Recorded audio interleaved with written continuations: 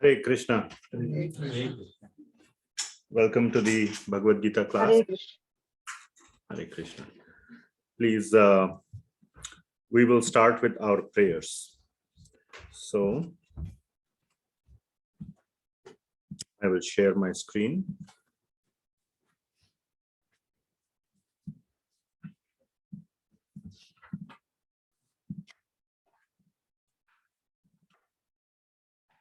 So we go to vedabase.com or vedabase.io, same thing, .com redirects to .io.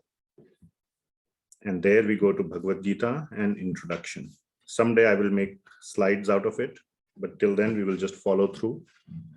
And please remember, there are 2 verses to Srila Prabhupada in the middle, which you will not see in the screen sharing. Om Ajnanatimirandhasya Jnananjana Shalakaya Chakshurunmilitam Yena Tasmai Shri Gurave Namaha Shri Chaitanya Manobhishtam Sthapitam Yena Bhutale Swayam Rupa Kadamahyam Dadati Swapadantikam Vandeham Shri Guru Shri Yutah Padakamalam Shri Gurun Vaishnavamscha Shri Rupam Sagrajatam Sahagana Raghunathanvitam Tam Sajivam Sadvaitam Savadhutam Parijana Sahitam Krishna Chaitanya Devam Shri Radha Krishna Padan Sahagana Lalita Shri Vishakhan Vitamscha Nama Om Vishnu Padaya Krishna Preshthaya Bhutale Srimate Bhakti Vedanta Swami Niti Namine Namaste Saraswati Deve Gauravani Pracharine Nirvishesha Shunyavadi Paschatya Deshatharine He Krishna Karuna Sindho Deenabandho Jagatpate Gopesha Gopika Kanta Radha Kanta Namostute Tapta Kanchana Gaurangi Radhe Vrindavaneshwari Vrishabhanu Sute Devi Pranamami Haripriye Vanchakalpatarubhyascha Kripa Sindhubhya evacha Patitanam Pavanebhyo Vaishnavebhyo Namo Namaha Jaya Shri Krishna Chaitanya Prabhu Nityananda Shri Advaita Gadadhara Srivasadi Gaura Bhakta Vrinda Hare Krishna Krishna Krishna Hare Hare Hare Rama Rama Rama Hare Hare. Srimad Bhagavad Gita ki Jai, Srila Prabhupada ki Jai. All right, so we are starting with chapter 6. Okay, so let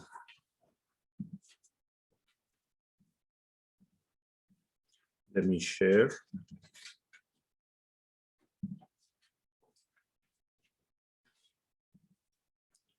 Okay.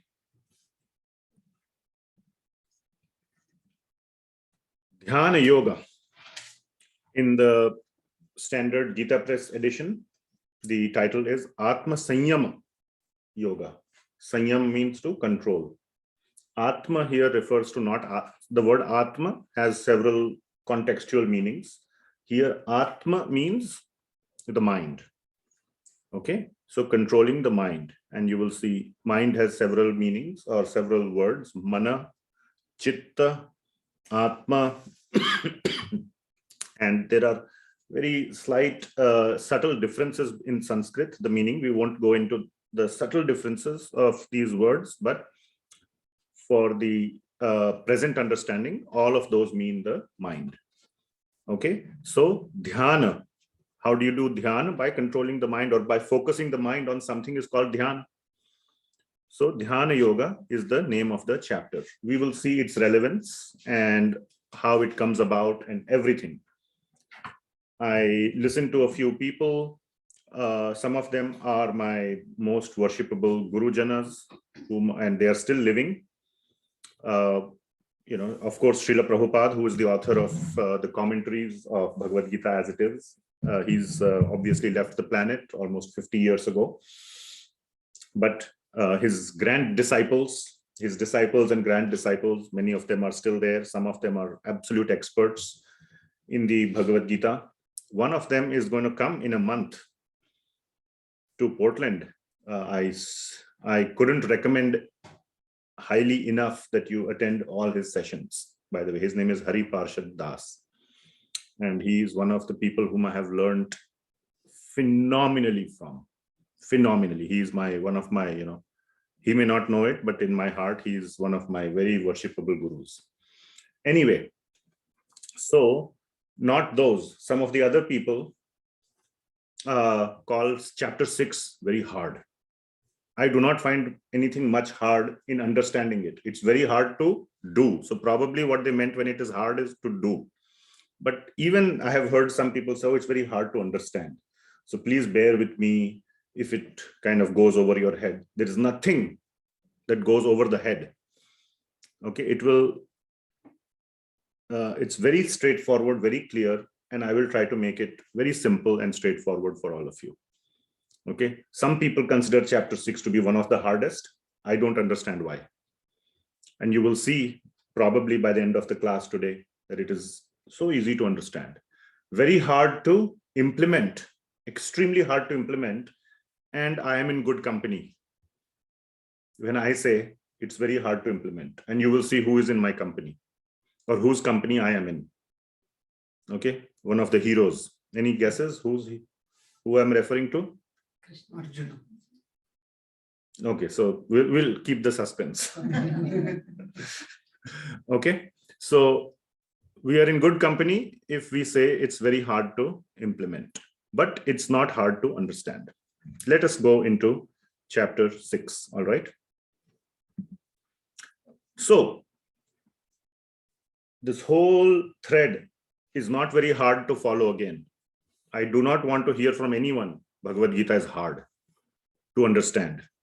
It's so easy, so straightforward. The chain of thought is so straightforward. Lord Krishna is saying, Nishkama Karma Yoga, right? Everybody understands here, I hope, which means giving up the fruits of action. First, give up the attachment to the fruits, not the action itself.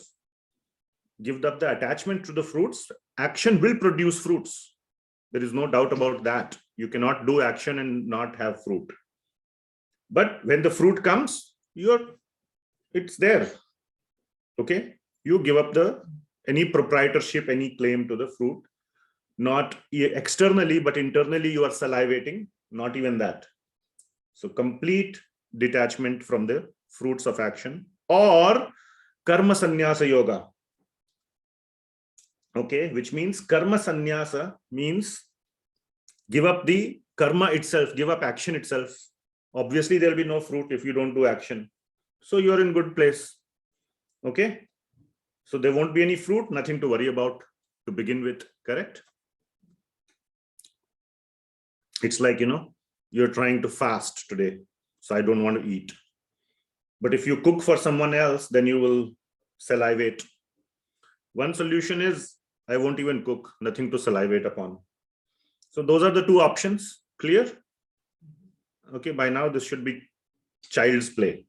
At least the understanding of it. Very hard to implement. But the point Lord Krishna is making is that B is harder. Because giving up all kind of action is not possible. If you must do that, do it properly and do it fully. Give up all action literally, isn't it? So this chapter 6 is all about doing this karma sannyasa yoga. But it is very hard. If you want to get a sense of it, go back to 5th chapter, last two verses but one. So 27, 28. Look at what is written in 5.27, 28.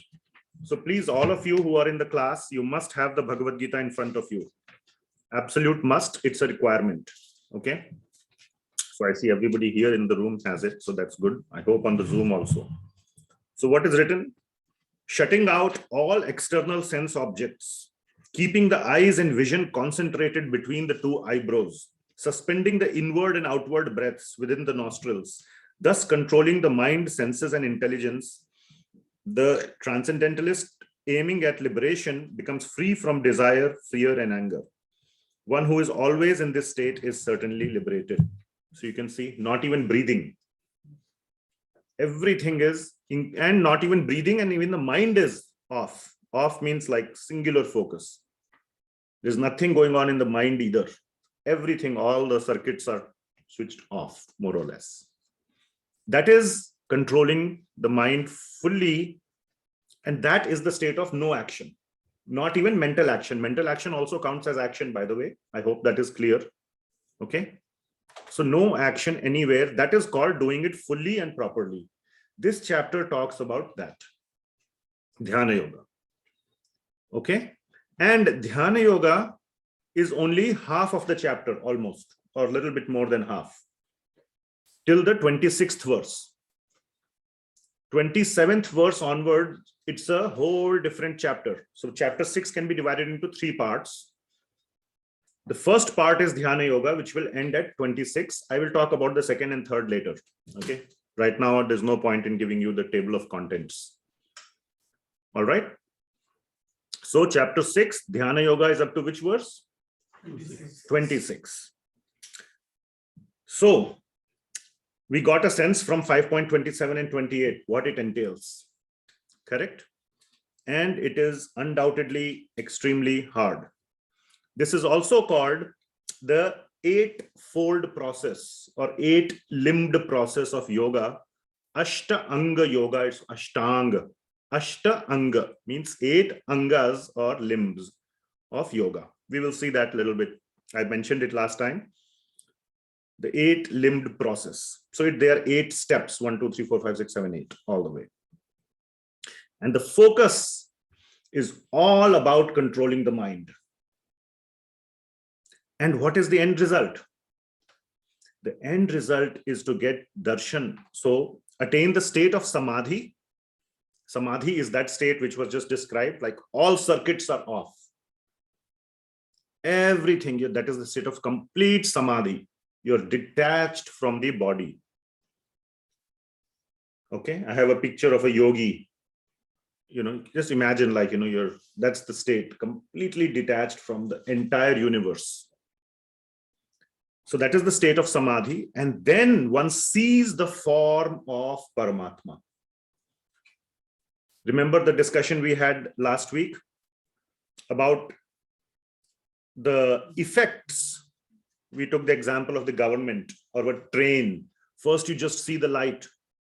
That's why I said last week's topic is important. Just you see the light. You don't know what is there. Is it a bus or a train or just somebody is like flashing a flashlight. Then you see the form when it comes nearer. It's train. As it is arriving, you can see, it's my train. I need to sit in it. And then when you actually sit in it, you get the joy of whatever. Or like in this case. So remember that example? I didn't show this picture, but this was the government example. Now this is the real example of God. Impersonal. I couldn't find a picture, obviously, because there cannot be a picture, even though I have shown this picture of a blue sky and some green grass. There cannot be a picture because it's a picture of complete, bliss. It's that state of feeling that, yes, that because in the material world, there is suffering. Now, there may be some happy people, but there is at least the suffering of death. In every body, even Brahmaji faces death. And plus, if we are not suffering in this life or in this particular body, next body, it's always in a cycle. We know that. We can look around us, we see. All right. So that when you're out of that, when you're relieved from that, then that is that state of bliss. There cannot be a picture of bliss. It can just be maybe some white light, or I could have just put a white picture. So that is, there's no, the second level, when you focus. So that was attained through Jnana Karma Sannyasa Yoga. By doing Nishkama Karma Yoga with Jnana. Okay. So that is the result, what is known as the Brahman realization. I have put it here, Brahman realization. Free from this material birth and death. Done. This is so blissful. And it's not just that, it's a lot more. It's not just the freedom from birth and death. Obviously, I wouldn't be here if I had experienced it. But what is said in the scriptures, it is the state of absolute bliss. The second one is you see the form of Paramatma. And you see that Paramatma is everywhere. That's why in this picture, the devotees, all devotees have drawn pictures, these pictures, okay? And you will see here some electrons. It's like a, showing like in an atom with electrons revolving, basically showing that Paramatma is everywhere. Sarva Vyapi. Sarva Vyapi means everywhere. Within every atom, there is Paramatma. So wherever you look in the material world, outside the material world, there is now, of course, there are no atoms outside the material world, but this is just a picture. Paramatma is everywhere. Okay. And the form of Paramatma is the four-handed Vishnu form. So therefore, this specific picture, not Rama, not Krishna, not Narsinghadev, not any of those, the four-handed form of Lord Vishnu is there. So that is the form that one sees. So that is what I called as, in this particular picture, see the form of Paramatma. So one sees that four-handed Vishnu form, and maybe momentarily one sees, not for a very long time either. There are so many examples in Srimad Bhagavatam, first canto. Narada Muni got a small glimpse of Paramatma in his previous life, before he became Narad, the sage or Narad Rishi. In his previous life, he was the son of a maidservant. And this whole story is given in the 4th, 5th, and 6th chapters of the first canto, or the first volume of Srimad Bhagavatam.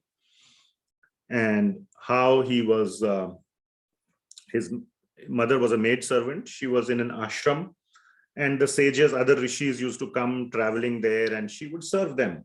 And she would teach her son, you also serve them. He would, she would make the plate of food. He would go and serve them, sit there, listen to their talks, like a little boy. One day his mother passed away. She was bitten by a snake. Then he, left from there, and he had heard from those rishis. So he just focused his mind on Paramatma, and he saw a very tiny glimpse of Paramatma. For one fraction of a second. The whole story is given there. I don't want to make this a Bhagavatam class. And then in the next life, he became Narada Muni. Okay. Similarly, Parikshit Maharaj got a glimpse of Paramatma when he was in the womb of his mother, Uttara. Uttara is the wife of Abhimanyu, daughter-in-law of Arjuna. Okay. When Ashwathama shot the Brahmastra to kill the last heir to the throne, which was in the womb of Uttara, Lord Krishna came as Paramatma in the womb and protected Parikshit from the Brahmastra. He saw a glimpse of Lord Krishna or Lord Vishnu in this form, in this four-handed form he saw. That's why his name is Parikshit. He would, after he was born, he was looking for, where is that form I saw? And because Krishna had also left by that time, after when he was born, so he was looking. That's why he's in Pariksha. He was doing Pariksha film, because Bhagawaan can appear in any form at any place. Anyway, another example is that of Dhruva. I will explain that, or I will share that a little bit. And the personal form, we don't want to get into it yet. That's the next chapter, next week. But that is when the devotee gets complete ananda. He can actually interact with God, like Hanumanji, or here there is this devotee who is, hugging Lord Krishna. His name is Gopakumar, but that's a different story. And then Lord Krishna is having so much fun with all his friends. All these were great sages, great devotees in previous lives. Anyway, so the point is, seeing the form of Paramatma is the result, is the end result. There are some side byproducts or secondary results as well that we will talk about. Okay. So it is clearly explained. So Lord Krishna, that's how he starts off this chapter 6.1 and 6.2 by explaining that both are same. The result is still spiritual advancement of both these processes, Nishkama Karma Yoga or Karma Sannyasa Yoga. You can call Nishkama Karma Yoga also as Jnana Karma Sannyasa Yoga. Jnana, Karma, and then you give up the results. Or just Karma Sannyasa itself, give up the work itself. The result is the same. Both are spiritual, leading to the spiritual result. So they are both the same, but one is more advanced than the other. At the beginning stage in 6.3, Lord Krishna says, if you read the translation, we could read the Sanskrit, but I'm trying to move a little bit faster. One who is a neophyte in the eightfold yoga system, in this ashtanga yoga system, work is said to be the means. So one has to do some work. So that is why I am calling this here on the slide as the 7 limbs of yoga, not 8. The first 7, and we will just quickly touch upon them: yama, niyama, asana, pranayam, pratyahar, dharana, and dhyana, involve some work. Dhyana involves the work of the mind. At least the mind is still active. It's trying to focus on something. It's not completely thoughtless. And finally, at the advanced stage, so the beginner stage is known as Yoga Arudha, and the advanced stage is Yoga Arudha. Yoga Arudha. So beginner and advanced. That is the state of cessation of all action. All action is ceased. The Sanskrit word that is used is na karmasu anusajjate. Na karma anusajjate. Anusajjate means to do. Karma means action. No action at all. Zero action state. Are you following? So that is the advanced stage of samadhi. So that is what is being discussed in 6.3 and 6.4, that there are 2 stages. So what are these stages? The first stage is 2 stages, just very quickly: yama and niyama. Yama means to do's and niyama means don'ts. Okay. So do's and don'ts, both, we call them as rules and regulations. Rule means to do, regulate means to not do, or do in moderation. So yama and niyama, doing things. So we all know, like people may have so many do's and don'ts. Think about all the New Year resolutions you made and didn't keep or kept. They were all good ones. I'll run for half an hour every day. I'll get up early in the morning. More important that I will sleep at 10 o'clock. Then, by February, it becomes 11 o'clock. By March, it becomes midnight. And then, of course, getting up early in the morning goes out of the window. So all those rules and regulations we try: eat less, only 2 chapatis, not 4. So like that. Niyama, niyama. Then asana. This is the most common form of yoga. We call it yoga studio. Today's yoga studio. They just do asana. You have Mayur asana, Surya asana, this asana, that asana, all these. It's good, definitely good for the body. Very good for the body. Okay. And some of the asanas are also, sit in a particular place with a certain mudra. I am not an expert, and Bhagavad Gita is really not the book for all these asanas and all these things, but it is mentioned here. There are obviously bodily benefits when you sit in certain mudras and, do certain things. Some bodily aspects, get connected, and I don't know. So that is all about the asanas. Pranayama, very famous, all this, who's the most famous pranayam guru these days? What's his name? Baba Ramdev. Yes, exactly. You go to his video, watch his YouTube videos, all about pranayam. So it's about controlling the breathing process. But this controlling the breathing process is taking us towards that state of samadhi where there is no breathing at all. So you need to start with controlling the breathing in certain ways. Then pratyahara. Pratyahara is the opposite of atyahara. Atyahara means not just eating. Ahara, we say eating food. Ahar means stuff that we consume. So atyahar, the correct word is overindulgence. Of course,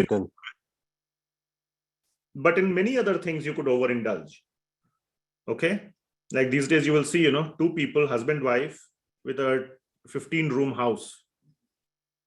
Why do, I mean, fine if, if it's easily affordable, but then they will, now I have to, do extra job or whatever may be the case. Atyahar. Okay, 1 or 2 cars is enough. No, I want a, whatever. My friend has that one, so I need that one. And I have a very big garage, so there's space. So, okay, just go and get it. I saw one long time back in our company, there was this person, very smart person. He became the CTO of the company. So in his blog, he wrote, when they made me the CTO and vice president, I went and rewarded myself with a BMW. And his BMW would stand in the parking lot and his license plate was CTO. Okay, nice. So anyway, dharana. So dharana means strengthened form of pratyahar. With strong determination, try to reduce all your bodily and mental needs. And dhyana is the state of complete bodily control. The body has been controlled. You are now just controlling the mind. The mind is always harder to control than the body. And samadhi is the final state. Okay, so these are the 8 stages of ashtanga yoga. Now, this is obviously not recommended. Why we are talking about all this meditation and all this is because it can be used in the final process that is being recommended by Bhagavad Gita, which is bhakti.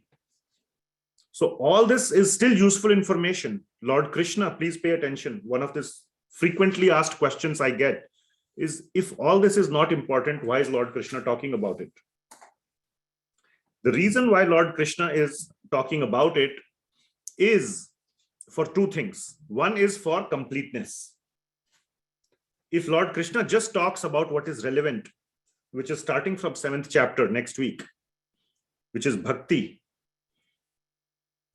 then one could ask, but what about these other processes?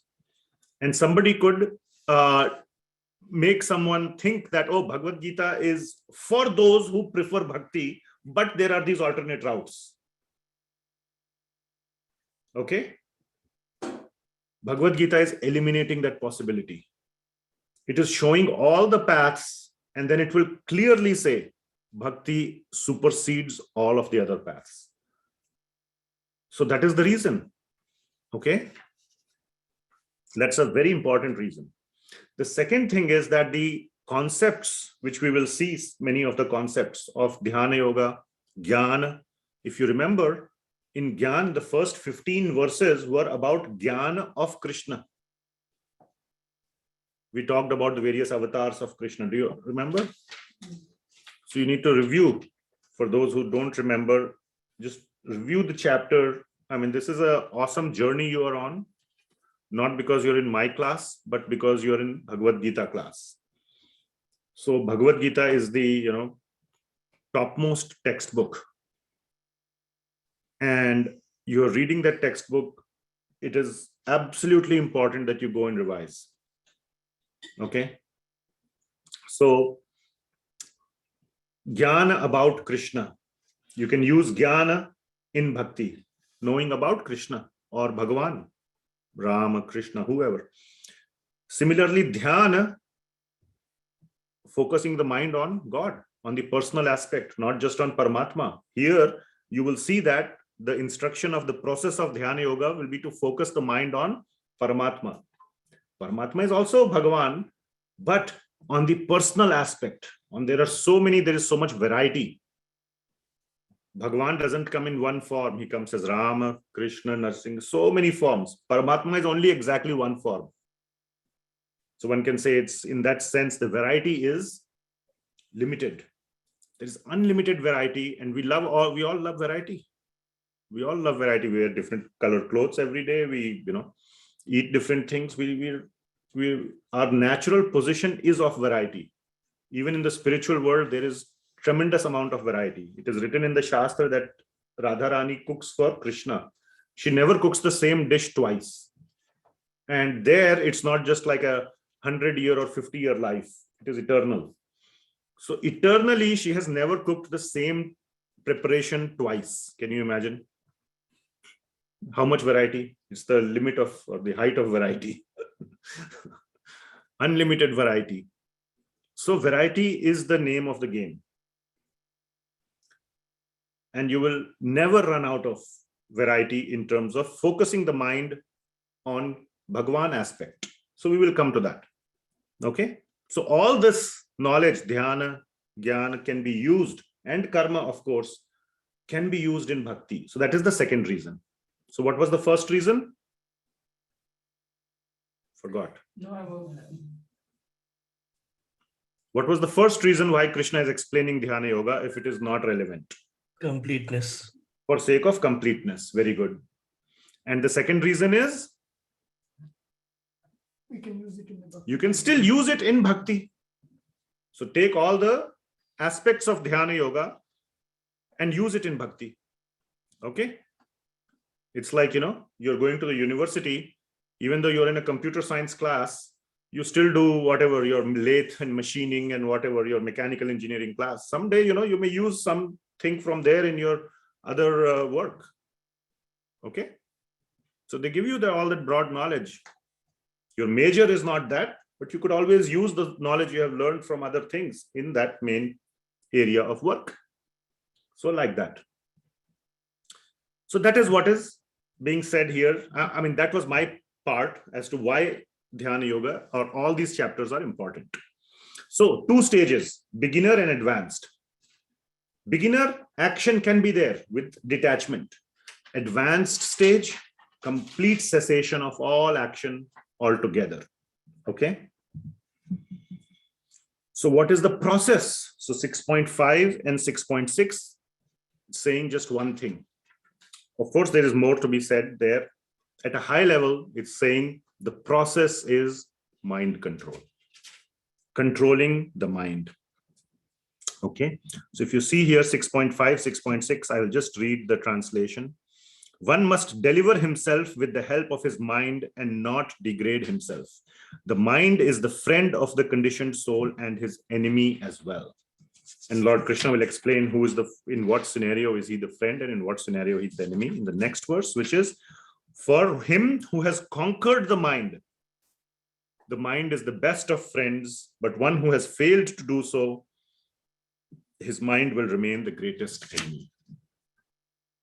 So controlled mind is a friend and an uncontrolled mind is an enemy, but the process is controlling the mind. Okay.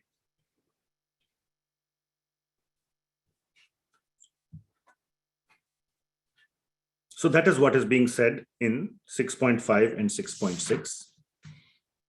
And mind is somebody or something that can be, and how do you control the mind? The process will come, okay, in just a few verses. But the key word that you should retain in your mind, Lord Krishna will use this word, abhyaas. What is the English translation of abhyaas? So everybody here in the room is saying practice. I have a slightly different word because this is not a direct mapping from Sanskrit to English. Generally, we say abhyaas is practice. In this context, abhyaas means training. There's a difference, when you go to the gym, do you practice or do you train? There's a slight difference, you see, between the two words. Okay. Practice is more like when you're trying to ride a bicycle, I'm practicing. But training is the word. So training is something that you have to continuously do. Okay. The moment you leave the training, you start going down. Like you're going to the gym. You can lose 20 pounds when you're doing training, fitness training. There can be some stage of practice, how to use the machines, and the coach or whatever the trainer comes and teaches you all the things. But then he says, okay, now just keep doing it. So training is a continuous process. Okay, practice, it seems like I just have to practice and finish, done. I have achieved the goal. Training, you have to keep doing it. And the second point about training, and very, very important point, is that there are certain aspects that can be trained and there are certain aspects that cannot be trained. Okay? So here in this, I could have said by controlling the mind, but the process is training. So I'll give you a very simple example. I think I gave it in this class or some other class. A lion or a tiger versus an elephant. Did I talk about this example? Yeah, some people are saying yes. Yes. So an elephant, both are very strong, right? If there's a fight between the two, it's a toss up as to who might win. But a tiger cannot be trained. Have you ever seen a trained tiger? Not possible. Have you seen a trained elephant? Yes. But on the other hand, there's a cow who's always trained. You don't need training. So that's a different category. But a mad elephant can be as dangerous as a tiger. Very powerful and can destroy you. Correct?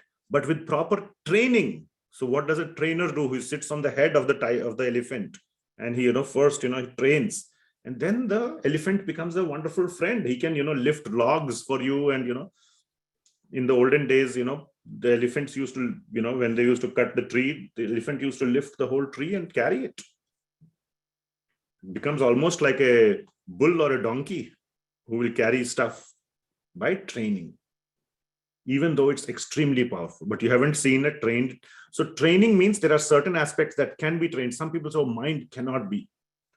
No, that's the wrong answer. Mind can be trained.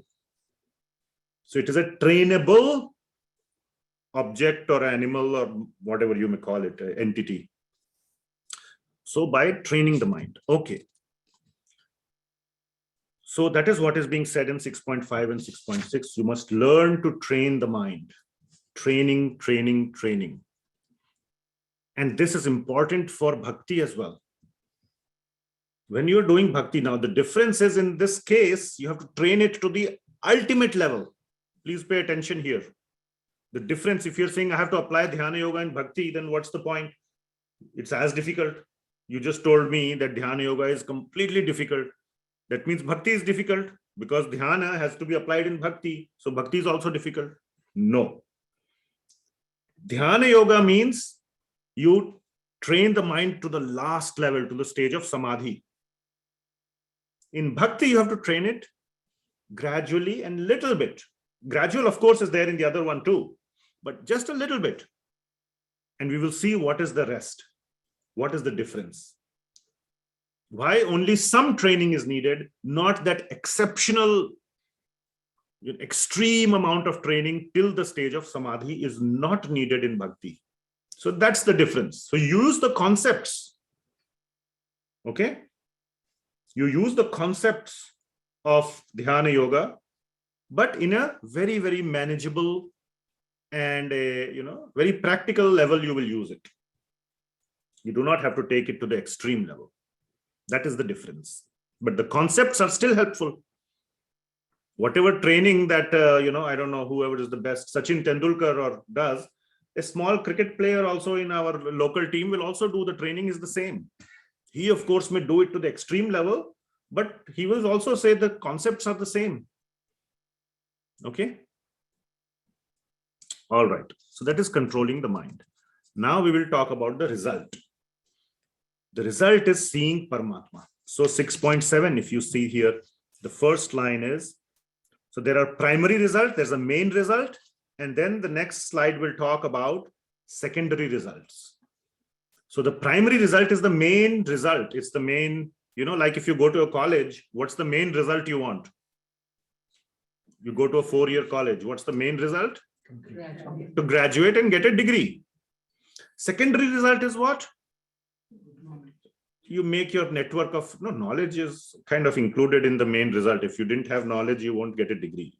I mean, we're not expecting you to cheat through the tests and pass the exam. So knowledge is there. That's the main result. But ultimate main result, tangible one, is a degree. Secondary results are you make good friends, you have a good network, this and that, and many other secondary results can be there.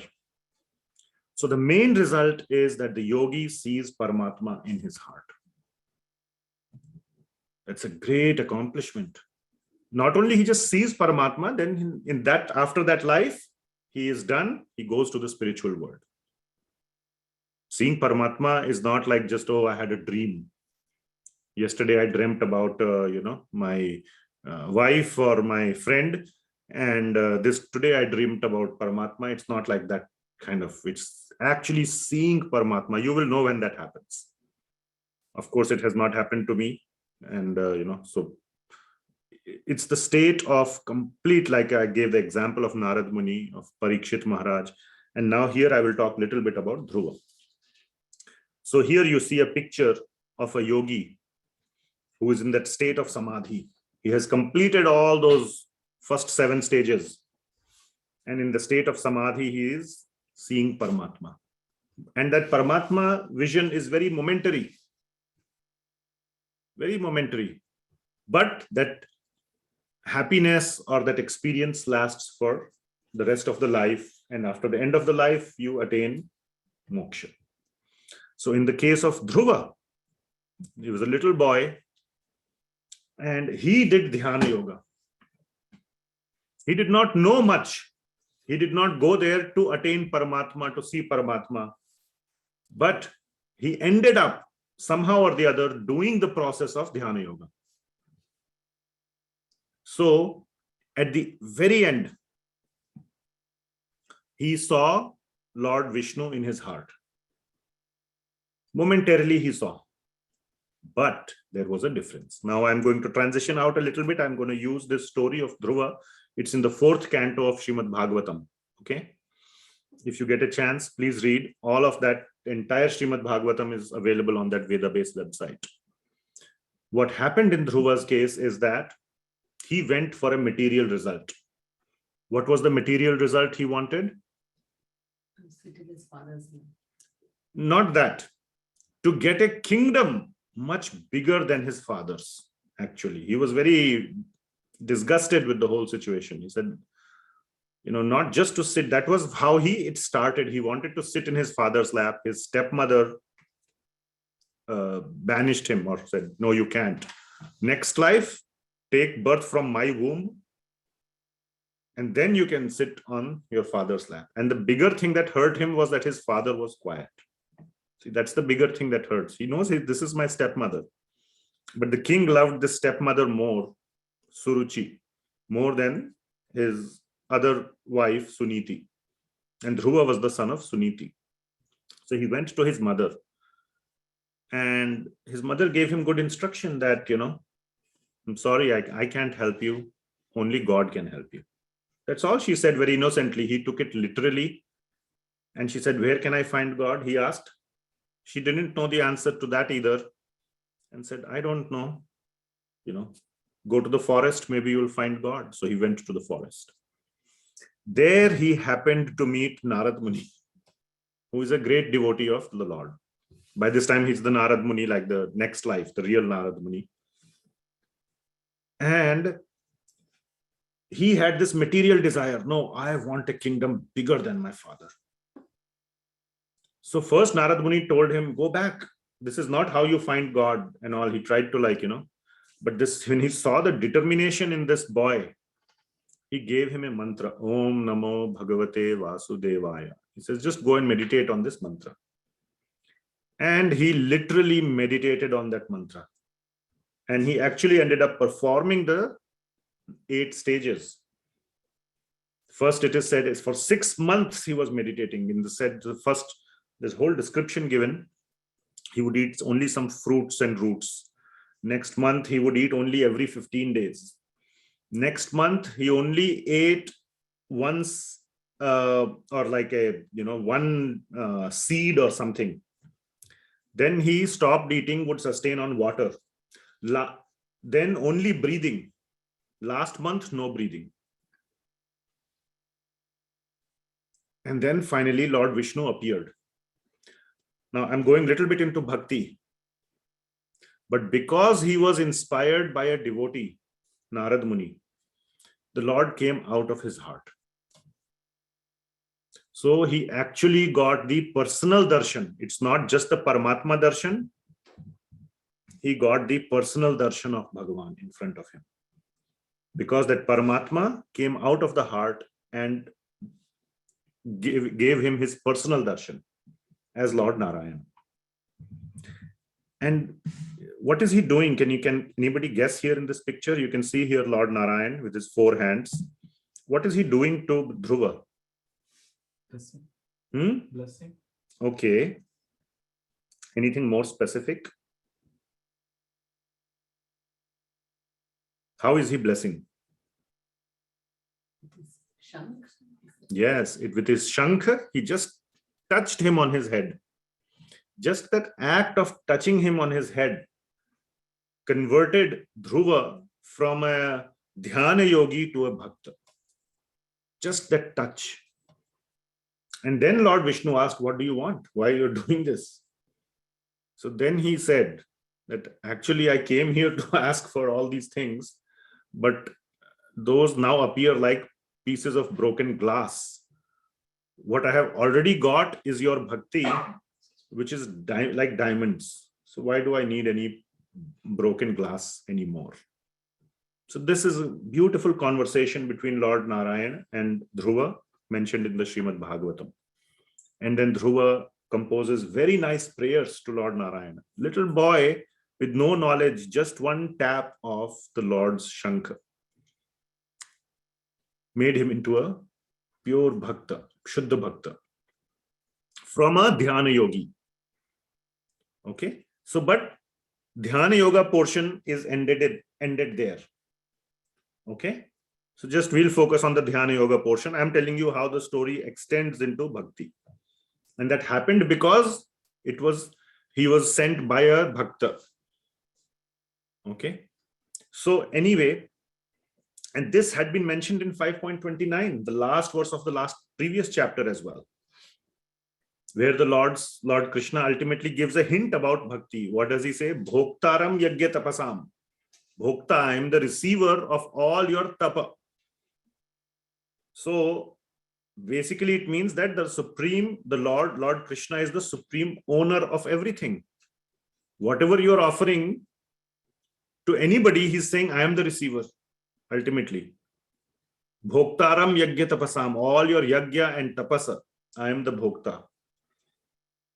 Sarva loka maheshwaram, which means I am the Lord of all the worlds. Sarva loka maheshwaram, which means he is the supreme controller. So he is the supreme owner, he is the supreme controller.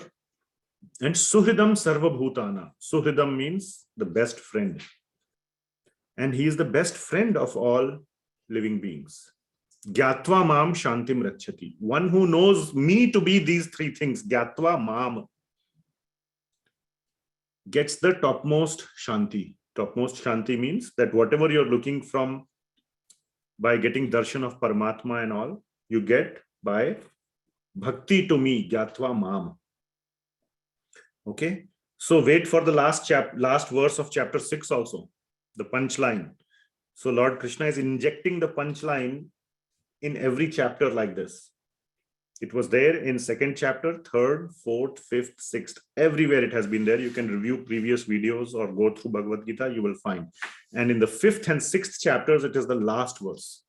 It's literally the tagline, or what you call in today's movies, post-credit scene, to tell you that, here's the real message or whatever, something like that. Okay. So what did we discuss? The main result. There are some secondary results as well. Quickly, we will go through it. There's a Q sign there.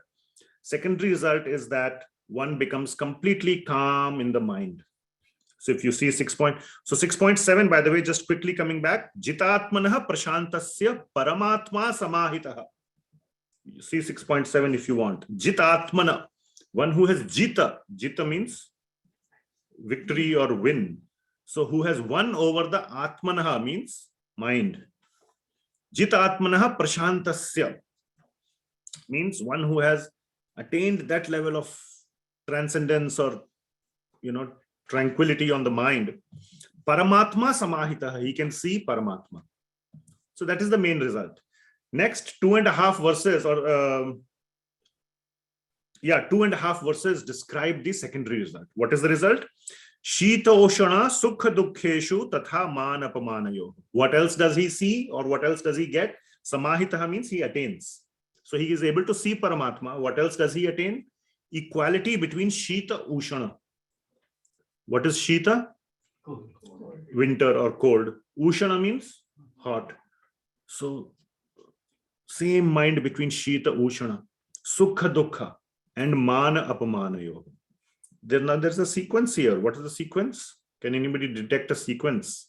Opposites. No, of course, that is opposites.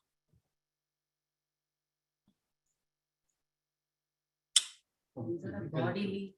Physical too. Exactly, from the body to the mind. Shita Ushana is a bodily thing. Sukha Dukha can be both body or mind, depending on what that thing is. Man Apaman is definitely mind only. If I tell somebody, get out of my house. Well, bodily, there's no problem. You'll just get up and get out. You'll say, oh, what the heck, my house is much better anyway. I didn't want to sit in your house. But it will hurt in the heart. Much, much harder than maybe, feeling hot. You can tolerate that, but that one is harder. Correct? So, bodily calmness to mind calmness. So, if it's the same sequence, then Lord describes in 8. Number 8 is bodily. Sama loshtra ashma kanchanaha. Anybody by the name Kanchan here? What does the Kanchan mean? Anybody know? Gold. Gold. Yeah, Gold. Yes, thank you. Loshtra ashma, what is that? Stones and pebbles. So I have shown here a little slide. I found a picture where gold and stones were in the same picture. Which one will you pick? So you see a difference between gold and you are not sama. Sama loshtra ashma kanchana. You're not that. If you'll pick gold. So for such a Dhyana yogi, it does not matter. And finally, in 6.9, you will see so many things. Sama maitra ari. It's in the mind. Oh, he's my friend. He's my enemy. I like you. I don't like you. Right? So, and there are so many other given, envious people, friends, well-wishers, enemies, etc., sinners, pious people. So looking at all of them with sama buddhir, with a equal mind. So this is the secondary result that one gets by attaining that highest state. Okay? Clear? So now we will talk about the process. So these are 14 verses, 10 to 23. Please take 3 minutes and read the translations. The process, as you will see, it is not the key difference to note or to observe here is the following. In the previous case, the process was about doing something. Especially in the 4th chapter, if you see, there were 9 different kinds of yagyas given. Remember that Swadhyaya was one of the yagya. So all of you are doing Swadhyaya, not Swadhyaya, you are studying with me, but at least it requires action. You pick up the book, you turn the pages, with your eyes you read, with your mind you try to understand. So many of your organs or senses are being utilized. So it is definitely a very active process.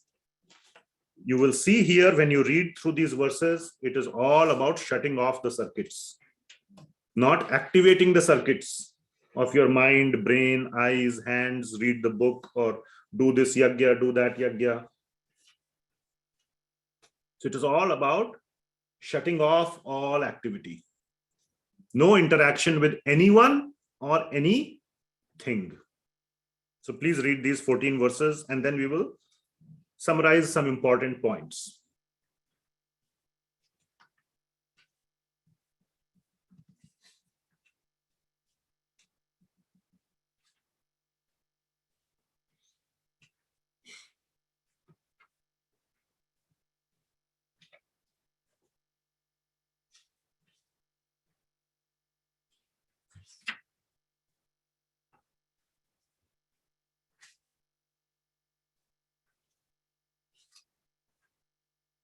Zoom.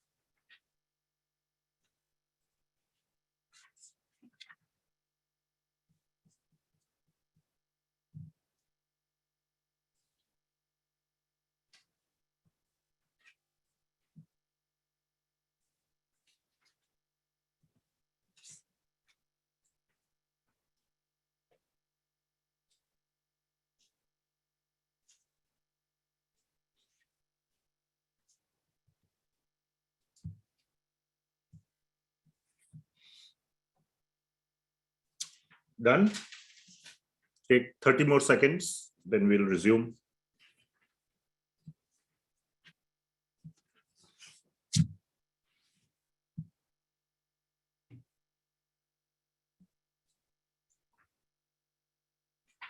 And if you are done, you can match some of these bullets. I have given the verse numbers on the side, kind of some of the key points from each verse or each group of verses. We'll discuss those anyway. Okay. So let's talk about the process. And then I will come to questions. If you have questions, I see one hand raised. If anybody else has questions, you can raise your hands. Even if you may have put in the chat, still raise your hand to at least call attention. By the way, audio is clear on Zoom? Yes, Chandan Prabhu, can you confirm? Okay, awesome, thanks. So you can see here, the 10th verse itself says, Ekaki yat chittatma.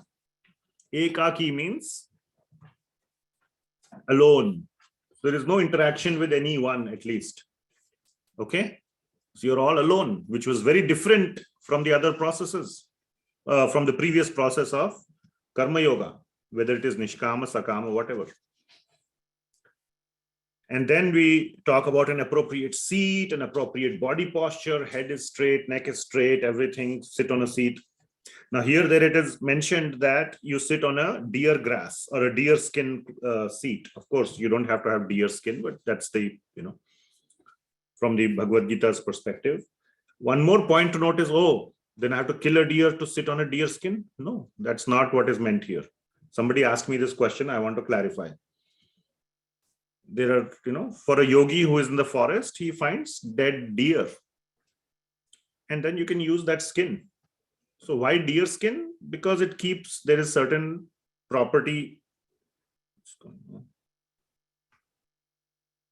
Certain property is there in deer skin where it, insects or snakes and other things don't come. So, it has that kind of a property. So that's why it is recommended to sit on deer skin, kusha grass. These are just so that the yogi is not disturbed by these insects or other, things. So that is the meaning of deer skin. Anyway, so appropriate body posture, etc. Ekagra manaha, meditate the mind or focus the mind with full focus. Ekagra mana. So here you will see the mana word here. Ekagra, you understand, right? Full one-pointed focus.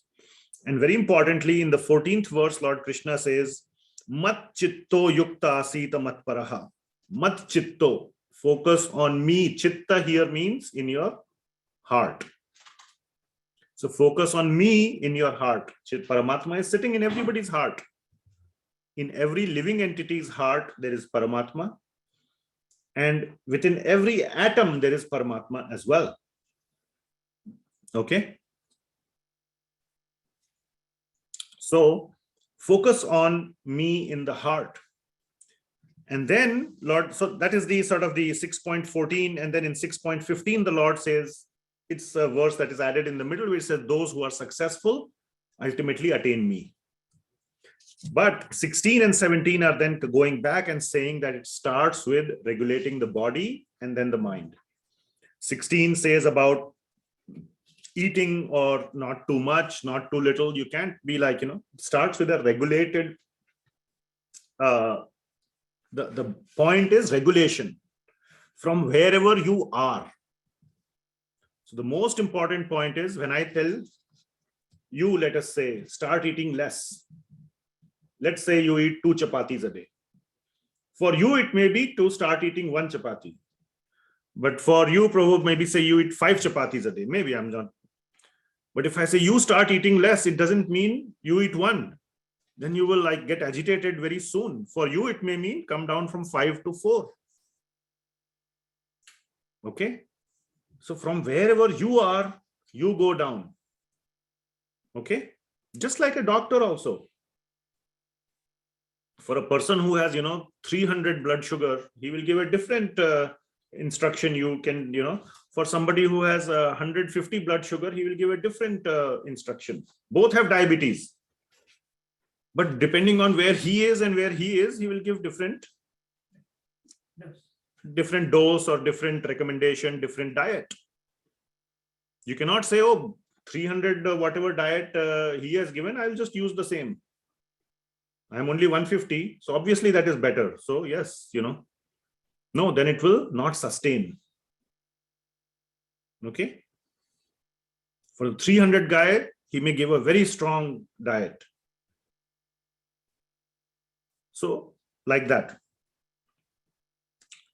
So that is the point here. The point to be taken is it must be gradual. And you will see this in the next few slides. Shanai, shanai, step by step. Gradually. That word is very important. Always remember that word. It will come in 6.25. So we'll get there. So the name of the game when controlling the mind is, or when what, I shouldn't say controlling, what's the right word? Training the mind is gradual. And the same thing trainer will do. If you can only lift 20 pounds, he's not going to make you lift 50 pounds. To the other guy, he may say you lift 50 pounds because he knows he can already. So by training, this is the process of training. It's gradual.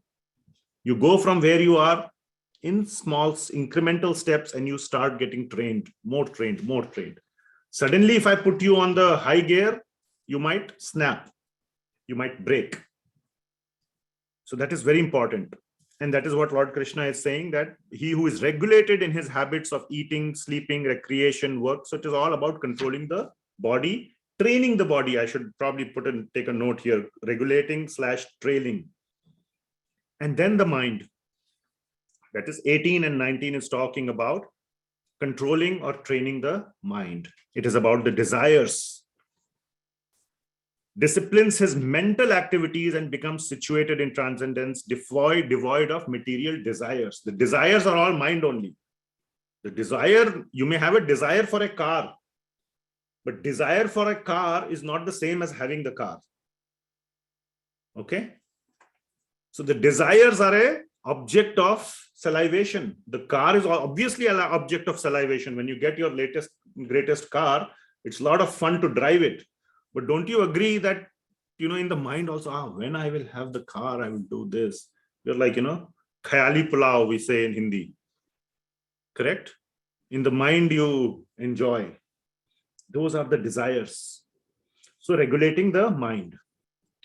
So one cannot say that, oh, mind, what is there? Where is the saliva or where is the enjoyment in the mind? There is so much enjoyment in the mind. So that is talking about controlling the mind. And 19 is like this verse. As a lamp in a windless place does not waver. So no wind, that means no desires are trying to sway your mind. It's like a windless lamp. Okay. And then 20 to 23 is about the state of samadhi. The first line itself states, in the stage of perfection called trance or samadhi, one's mind is completely restrained from material mental activities by practice of yoga. And the rest of the verse talks about that state of samadhi. Okay, clear? Now, dealing with setbacks. Obviously, when you train, hardly all training goes perfectly, correct? There are some ups and downs, some setbacks. So Lord Krishna has not forgotten that there will be setbacks. So how to deal with setbacks? So this is very important part of, and now you can see where does the Dhyana Yoga chapter end? According to me, 26. So this is the last section. So last 3 verses. And we said, what are the 2 reasons of Dhyana Yoga, why we should study, even though it is not directly relevant? Quick revision. First reason. For completeness. Second reason. Help in bhakti. Help in bhakti. So for the second reason, for help in bhakti, these 3 verses are very important. Because when you apply the same concept of Dhyana Yoga in bhakti, the setback will occur. Applying the concept means you will fall back. Like a small child when he's training to ride the bike. Obviously, he will fall. There'll be obviously some crying and some, some sad days, and you'll, probably, put some band-aid and all those things will happen, right? So how to deal even when you are using Dhyana Yoga in bhakti. Therefore, this is important. This part is very important, actually. You don't have to go till the state of the samadhi. That part we can say was not needed. But this one, very important. Got it? So when setback happens, so 24th verse is talking about 2 key ingredients, faith and determination. Remind yourself of what you are trying to do, whatever it may be. Whatever thing that is motivating or was the original reason for you to do dhyana of anything, whether it is on Paramatma or whether it is on Bhagawaan. You understand the difference between these 2 terms by now, Paramatma and Bhagawaan. Okay, it was right there in one of the verses which we read last week. Right? Remember this verse? Where did it go? Yep. Brahmeti Paramatmeti Bhagawaan iti shabdyate. Okay, Vindati tattvavidas tattvam yad jnanam advayam Brahmeti Paramatmeti Bhagawaan iti shabdyate. So these are the 3 levels of understanding the tattva, the absolute truth, which is Brahman, Paramatma and Bhagawaan. So that's what I'm talking about, Bhagawaan as the personal form. Otherwise one can say Paramatma, Bhagawaan same hi to hai. It's a technical term now. Okay. It's not just some wishy-washy word, Bhagawaan. Now it has become a very specific term that we will use. So where were we? Here. Yeah. So whatever you are doing dhyan on or off, with determination and with faith, which means try to remember why you were in this journey in the first place. That will motivate you back, make you determined. Okay.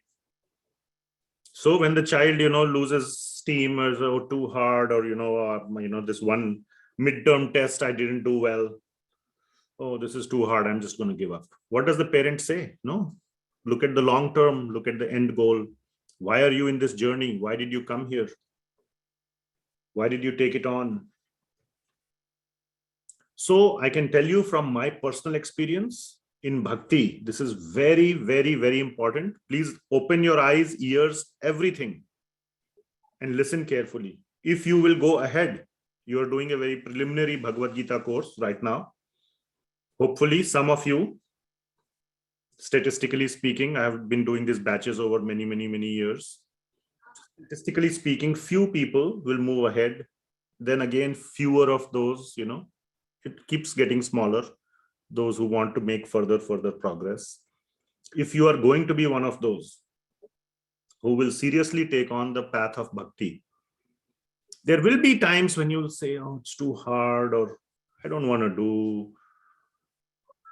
A very important thing will be to remind yourself why you are on this journey.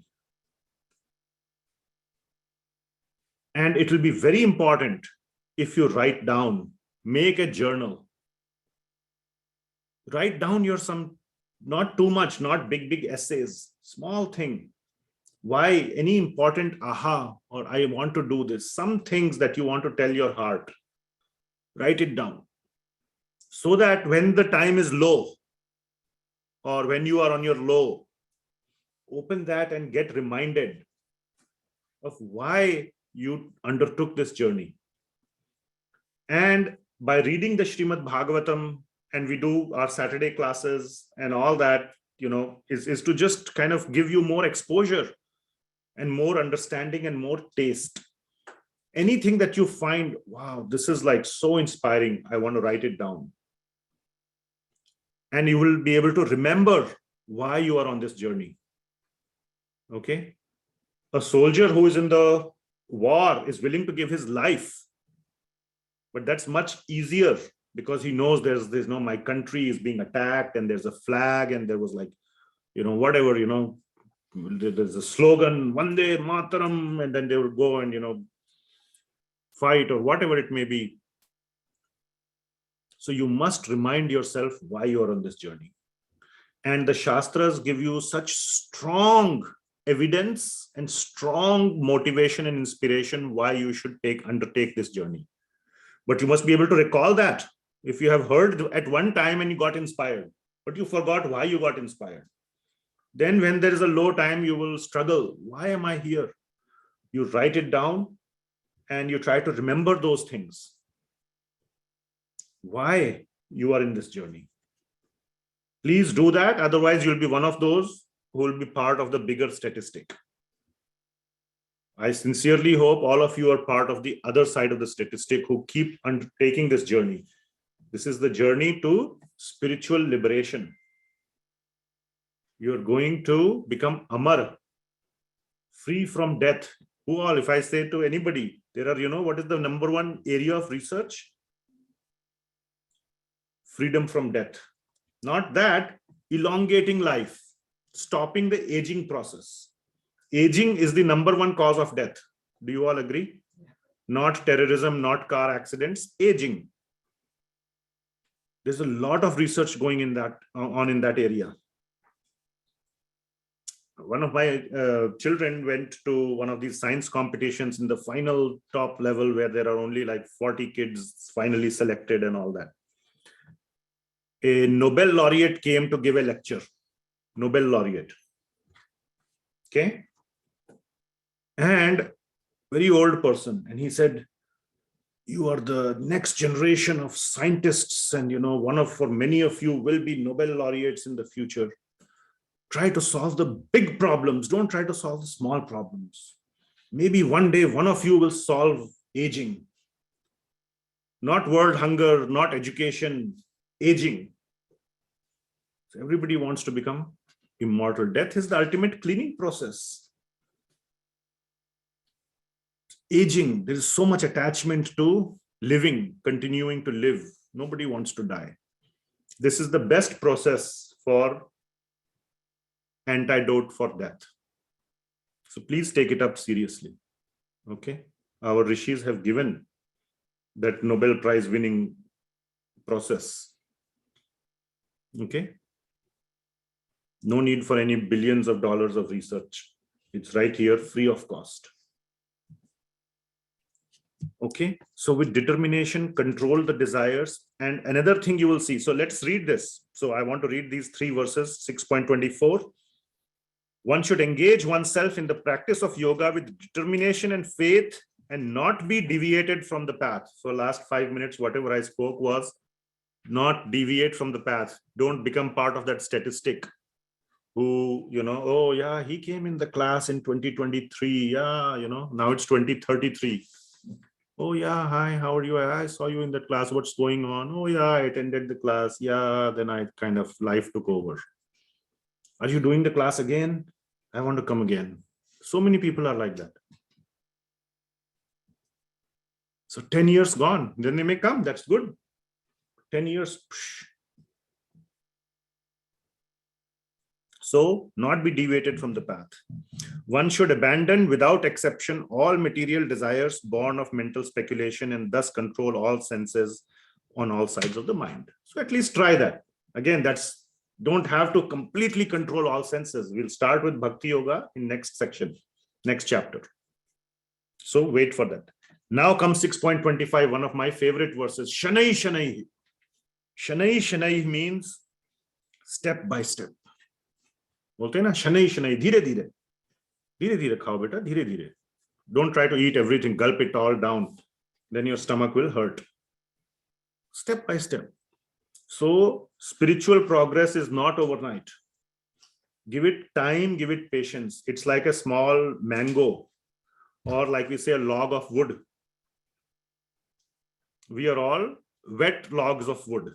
We are not ready to catch fire. Catch fire not in the bad sense, but catch the spiritual fire.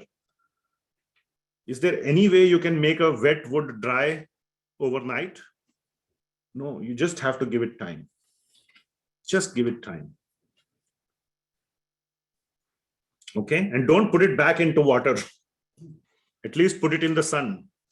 Expose it to spiritual knowledge, but also give it time. Don't say, oh, it's been there for 2 days, why it's not dry? It will take time.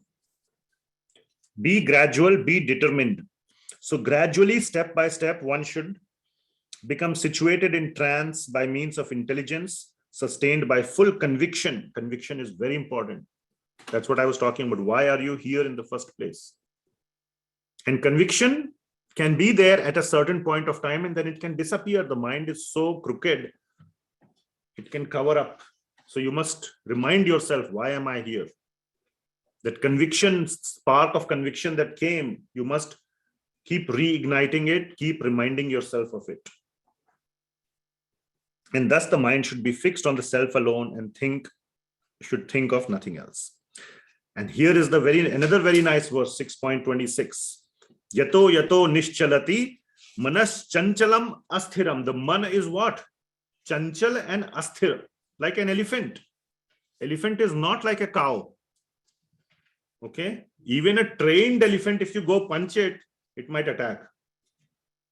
Cow, without training at all, it's so docile. Right? So, man by nature is chanchal and asthir. Yato yato nischalati. Whenever, jab, yato means whenever, jab, it wanders away. What do you do? Tatas tato niyam yaitad atmani eva vasham nayet. Apne vash mein le aao. Bring it back. What does it mean? It means don't blame. Oh, why did it go away? That's its nature. It's like a monkey. Has anybody got a pet monkey? I hope not. The nature is that it will jump around. So don't blame. You have been given a monkey called a mind. Too bad you have been given that. The mind is there. That is its nature. So why you have to complain? You cannot buy a car and then complain about the gas price. Okay? You got the material body. because of your past, whatever thing, you have the material body. Once you don't have material body, mind is also part of material body, by the way, right? Get rid of the material body. If you don't have a car, then the gas price doesn't matter. But you chose to have the car, you chose to have material body. Why complain about the mind? Just bring it under control. Don't victimize. If it runs away, just bring it back. So when you are focusing on your bhakti, then you suddenly realize, oh, something happened. Okay.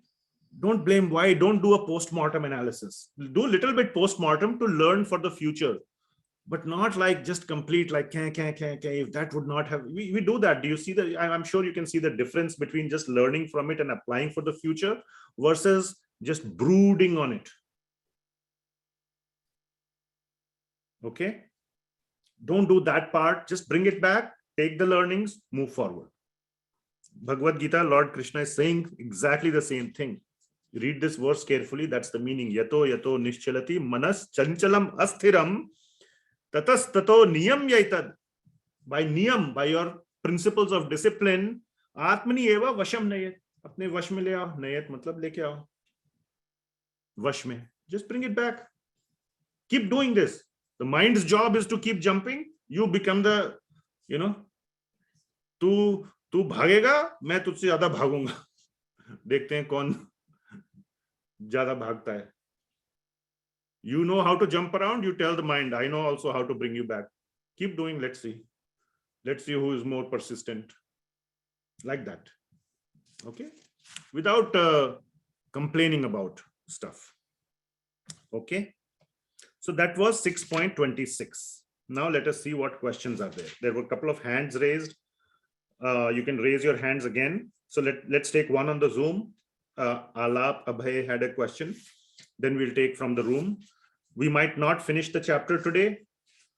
That's okay. We are at a very, very logical point, which is the ending of Dhyana Yoga.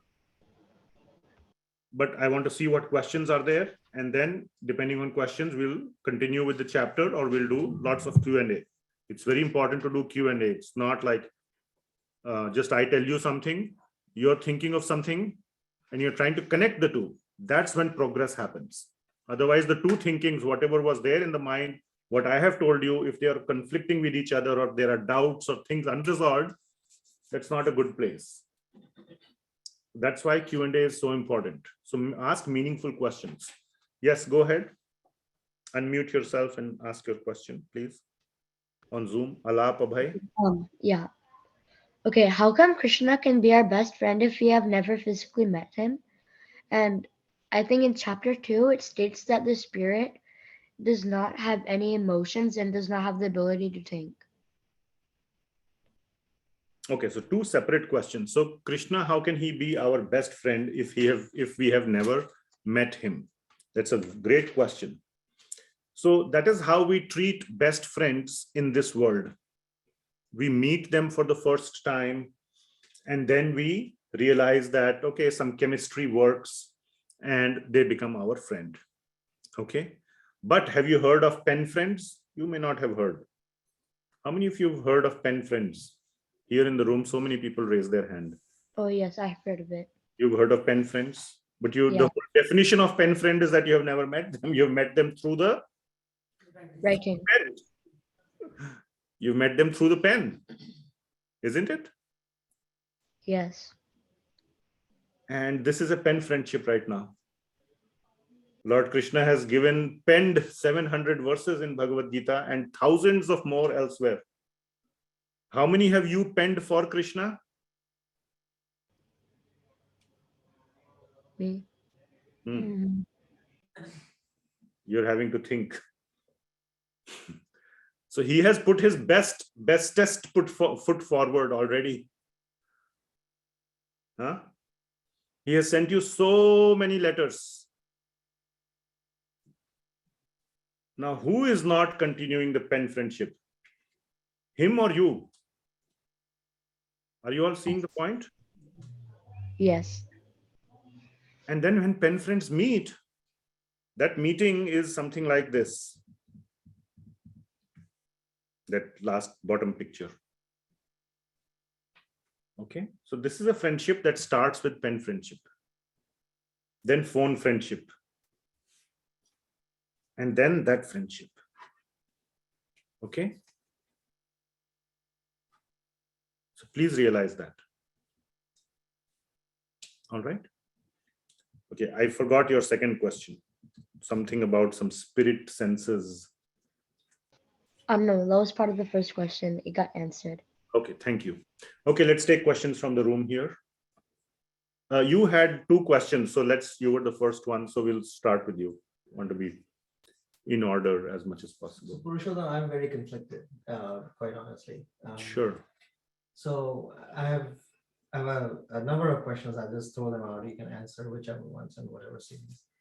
Or you can try to prioritize if you want, or yeah, sure, please go ahead. So in today's lesson, you said that,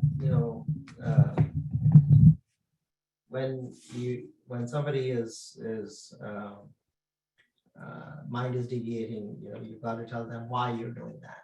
The why part is the fruit part. If the fruit does not have to be attached, then why do it in the first place? Okay, let me answer as we go. Very simple question and very straightforward answer. I have always stressed the fact that when we said fruit, and probably that's because in the previous classes you didn't attend, it's about material fruit. We did not say no fruit. So even though now that lingo has become like that, my fault, partly, to not continue the proper, full, exact term, technical term, but we always mean by fruit as material fruit, not no fruit at all.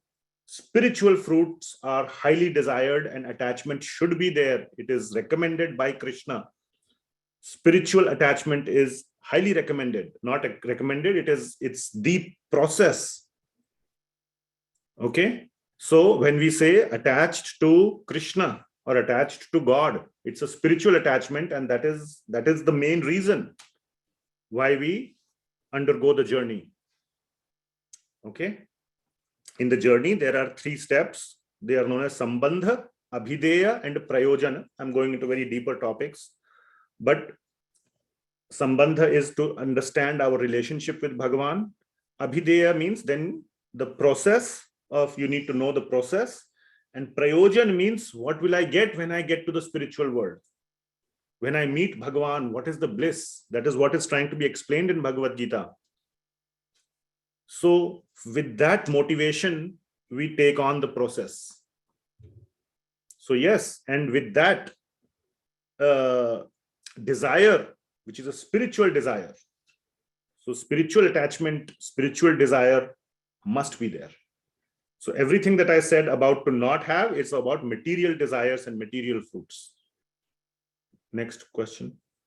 So does that? Yeah, that does answer it. Although one can run into a situation where you're in the gray area to be able to determine whether this is a spiritual fruit or whether this is a material fruit. Great question. How to determine? And that comes by practice, training, being in this conversation for a little bit, not overnight, but at least now we compressed the whole gray band into a gray region. So already we made progress in 2 minutes. Now the gray region, if there are, and we can ask some specific question about it, but that will go away over time as your understanding deepens. I can tell you, in my heart, in my understanding, in my brain, my mind, I have no gray area about what is a spiritual desire, what is a material desire. So I can help answer questions about it. Okay, go ahead. You've talked about last time the Brahman, the state, and then there were other states, etc., etc. Is there any verifiable evidence for it? Love, for example, does not have a verifiable evidence, but when you are in love, you know whether it is for your son or daughter or wife. So I know that not all things that are real necessarily have a verifiable evidence. Not real, but physical or tangible. You can say things that you can touch, maybe you see. Correct. Okay. Correct. So they are real, and yet they don't have necessarily a Physical form. evidence. Okay. Yeah. Okay. So does Brahman and other things have evidence, or they are like love, that they are real, but they are not, to the extent that however one defines So- real, but they don't have verifiable evidence? So what we are talking about, I'll transform or change the question a little bit, but hopefully the answer will still be of your question. Whether it is Brahman or Paramatma or Bhagawaan, all three are at a spiritual level, beyond this material level. Love that you are talking about is for a person. Okay. So I love, let's say, my wife or my father or my child or whoever. Okay. And that is with the, and one feels sad when somebody dies. But from the Bhagavad Gita itself, it is said that, the soul is eternal. It's only the body that dies. Why do I feel sad? Okay. One kind of gets the idea that the love was for the body, or for the bodily, or the embodiment of the soul in that particular body. Okay. When one sees that soul in another body, that same love may not be there. Some saint may come and tell you, this little child was your father in previous life, whom you loved so much and you cried so much for when he died. That love may not exist for that same child who has reincarnated as that child. So I'm just trying to make you see this aspect of love is also at a material level. That's point number one. Okay. Point number two is that, yes, you know that you love someone. You get that feeling, you get that, aspect, or whatever, that emotion or that strong feeling in your heart. The love for God also is very similar in that sense. Okay, is very similar in that sense, but it is of a spiritual nature. The first point was about that it is bodily, that love between you and your relative, whoever it may be, your friend or husband, wife, child, father, mother, whoever. It's at a bodily level. This is at a spiritual level. And anything that we use to describe it, anything will be at a material description. You cannot describe in complete fullness what is spiritual in material terms. It's not possible. So Okay. then the pursuit of this is essentially by faith. That's why these are called faith. You're absolutely right. That's why the faith is a common word, is a term that is used. Now you see faith on whom? This is a very important question he has asked, and I'll spend 2 minutes. So you see that this faith is coming from our acharyas, our saints, our gurus, those people who have absolutely no material benefit to derive from you. Why would they speak a lie? Of course, there is Bhagavatam, there is Bhagavad Gita, there are all these scriptures, but you can say, yes, they are all written by some human being. At least they were, Vyasadeva wrote them. There are all these other theories that maybe that was not Vyasadeva, that's just some name. It was written by some other person just 2000 years ago, not, some thousands of years ago. So all that is yes, there's a matter of faith. Yes. So, but so many acharyas, so many saints are coming and telling us, and they never ask you for one dime. They never ask you to bow down to them. They never ask you to vote for them. They never ask you to do anything. They don't want anything from you. Still, they are coming and saying something that you should do. So that is the second level that's the other thing. That, okay, what does this person, when you lie to someone or you try to misguide someone, there's always a motive, isn't it? There is no motive here. No motive. The third point, and this is the most important one. This is the most important one. Please listen carefully. Most people are just in this doubting phase. Is this real? Is this not real? What is the proof? What is the proof? What is the proof? What is the proof? They will always be in this. The answer is very clear. You practice it. Sincerely, you practice it. And in your heart, you will know whether you sincerely practiced. The doctor said, eat salad 3 times a day. And I'll see you in a week. and you go back and you ate salad only 2 times a day, and every day you had gulab jamuns and rasgulla and paneer, and the doctor says, okay, you should have reduced your weight or some your blood. So did you really eat that? Yes, I eat. I only ate salad. There's some problem in your advice. But in your heart, you didn't follow it. Okay? Lord Krishna makes this statement, pratyakshagavamam dharmyam. Pratyaksh means it can be verified. You will get the evidence, you will get the proof. You follow it sincerely. I have seen it in my life. You follow it sincerely, you will get the proof. So many saints say this. You will get a sanket in your heart. Wow. This happened. And you have come here 2 times. So one of the very important quotes which I have, heard somewhere. There is nothing called coincidence in this world. You can think it happened by coincidence. You need to be, first of all, open to receiving or sensing God's reciprocation. The quote is this: coincidence is God's way of staying anonymous.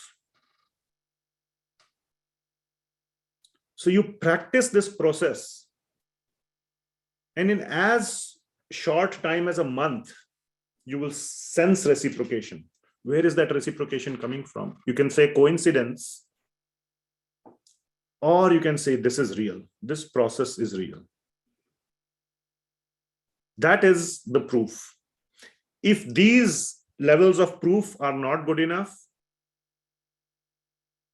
then it's just time. You just have to wait. One has to wait for the right time. This we said in the first class, like you put a bag of popcorn in a microwave, some start popping, pop, pop, pop, pop, pop, pop. And at the time when you're just about to turn off, you said there's nothing more to pop, one will suddenly pop. So some popcorns take less time, some take more. Not all the mangoes on the mango tree ripen at the same time. It just needs time. So these are the various points in answer to your question. Try out the process, sincerely try out. And if you ask what is the process, we are coming to it in the next few chapters. The first step in the process is to read Bhagavad Gita carefully, nicely, and with an understanding, which is what this whole course is about. So at least try to understand Bhagavad Gita fully, which will include the process. I cannot say in 5 minutes, I cannot give you some mantra in your ear and just say, okay, now you have the process. Those are all cheaters. Nobody should give a mantra in the ear and say, now you are on the spiritual path. Anybody is doing that, they are cheating you. Okay. If Lord Krishna, if that process was really correct, he would have given the first shloka itself would have been that mantra. Why write 700 verses about it? So there is a process. Did that forward something for you? Yeah, it helps move it forward. I want to see the practice of the next few chapters. You have to sincerely, not only just hearing, apply. Then you will get the proof. And this application has to be accurate. Otherwise, the results will not come. It has to be very accurately done. The results will be on dot.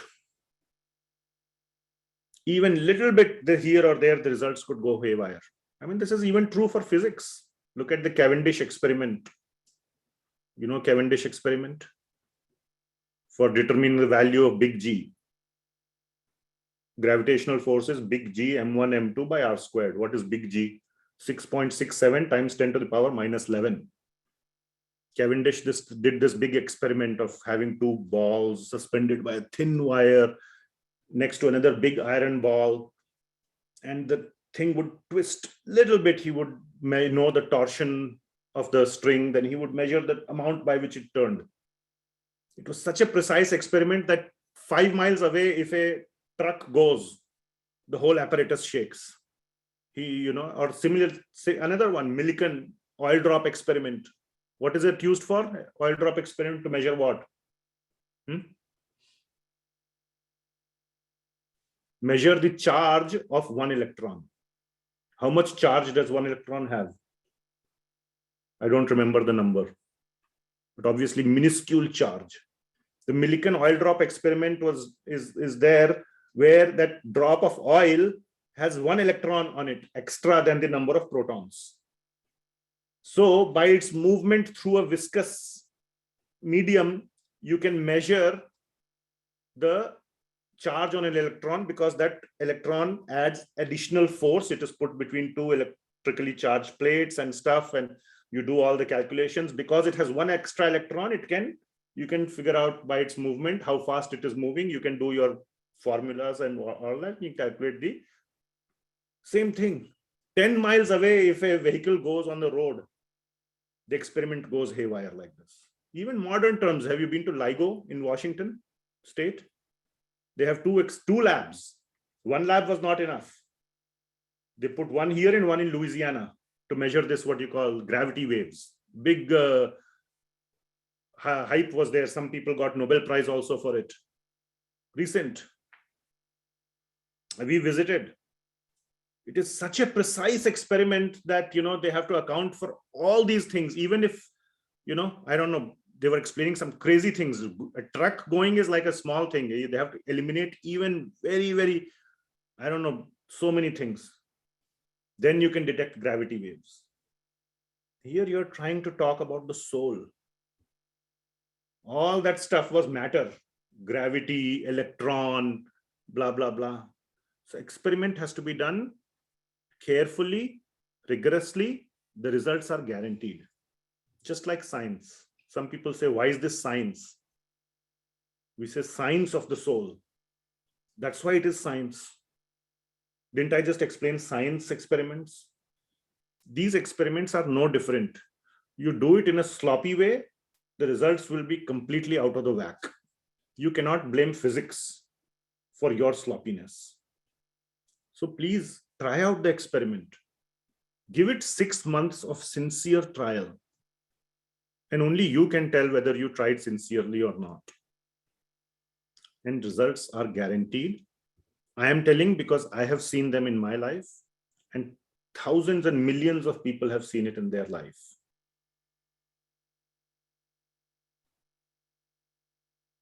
And the first step is to understand Bhagavad Gita. And then Bhagavatam, start reading it. And keep trying. You don't have to finish reading before you start trying. Okay, more questions in the room here.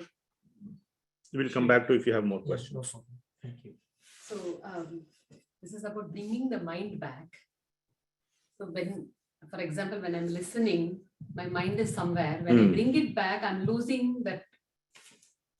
Yeah, so there is some consequence, right, some cost. So how to avoid that, or how to, I have to definitely blame myself for missing that part. Obviously, Okay, so when I said bring the mind back, it was about, let's say, whatever, so next time. Now that's why we have recordings and right, YouTube, yeah, and this and that. So there are technology, but use the it's technology. not everywhere, right? It's not everywhere. So you have to be careful. It's like in cooking, if you are careless, you might burn your finger. So you cannot take back, you cannot roll back the clock. Sometimes there's a unavoidable cost to be paid, and next time be careful. Many times the cost is not very heavy. So while learning to drive, you're thinking somewhere else and you jump the stop sign. Luckily, you didn't get hit by someone. Next time you'll be like, oh my God, I got saved. So I didn't have to pay a cost. So learn from such mistakes. Hopefully those mistakes will happen first before a crash, and learn from them. Otherwise, yes, you're headed to a crash. One day or the other, it will happen. You can't drink and drive all the time and expect to not crash. Okay, there's no easy answer for that. But this practice of, like, if you're reading Bhagavad Gita, now, of course, what I am talking, you are coming here on Sunday evening. If I was speaking something and it was not being recorded and you missed it, that's gone into vacuum, into a black hole. But the book is there. Let's say you're reading from a book. Forget about a live in-person class with no recording. That one is non-recoverable. But you have a book, let's say, and if you're reading sometimes and your mind goes away, and then 5 minutes later, what was I reading? Well, the book is there in your hands. Then you can obviously go back few sentences and start again. It's recoverable. So there are some things that are recoverable. There are some things that are not recoverable. Try to use the recoverable resources rather than the non-recoverable resources. Use your intelligence to your advantage. And we are trying to use intelligence to our advantage here by recording it and by making it available so that, you can review all that stuff. Okay. Again, use your intelligence. God has given us intelligence so that we can make spiritual progress, not so that we can make money and increase our sense enjoyment and sense gratification. We are using our intelligence in the wrong way. Use the intelligence to make spiritual progress. Use YouTube for spiritual progress rather than watching, I don't know, whatever.